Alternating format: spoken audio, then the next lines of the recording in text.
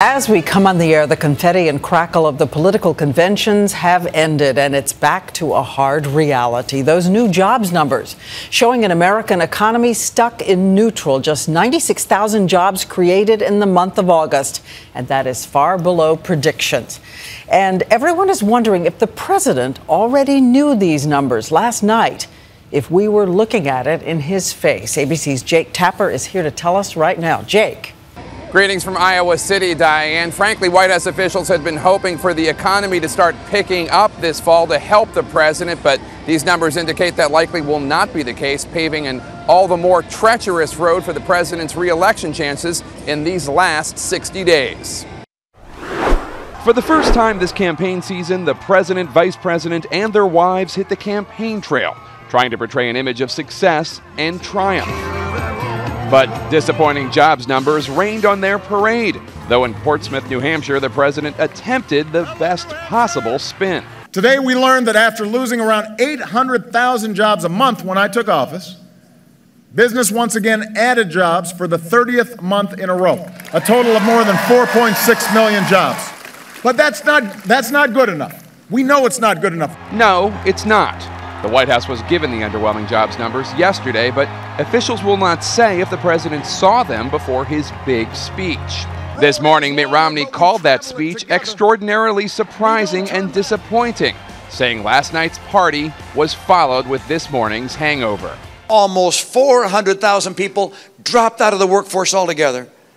It's just simply unimaginable. The race remains tight with neither candidate at majority support. The latest Gallup daily tracking poll has Obama up 48% to Romney's 45%. Those undecided voters will decide the election.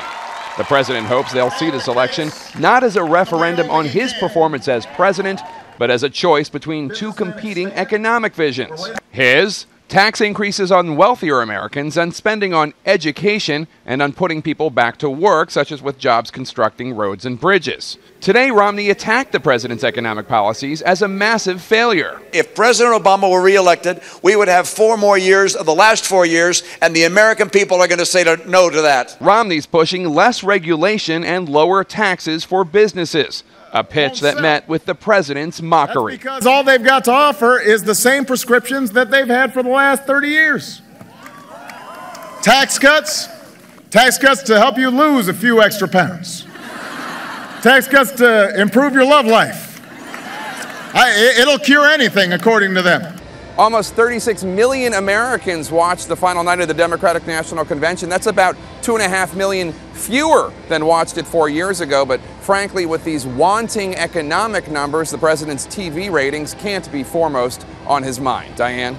Thanks so much, Jake. And now let's break down those jobs numbers. ABC's David Muir is right here. Who won? Who lost last month? Well, you saw that net number, Diane. 103,000 jobs added in the private sector. That number would have been higher had it not been for the losses in the government sector and, of course, in manufacturing, losing 15,000 jobs there, too. And what about the corporations? What are they saying about hiring? Why the stall? We asked so many economists about this today, and they point out that since the recession, corporations are sitting on an extra $300 billion in profits. They're just not spending it to hire because they say they're going to wait till the election. They're going to wait till this fiscal cliff at the end of the year is addressed. So they're not going to be hiring till after they see the results of the election, which leaves us with 8.1% unemployment. And what does that mean for the president at this point? That's exactly what we asked economists today. And they point out if they continue to create jobs, even at the pace we saw today, 150,000 jobs in the next 2 months, we could actually see the unemployment rate go from 8.1 down to 7.9%. And that's a psychological threshold for this president. He could point out that he got it back to the number that it was at when he took the oath of office, Diane. If he doesn't get it there, the Romney campaign is going to hammer home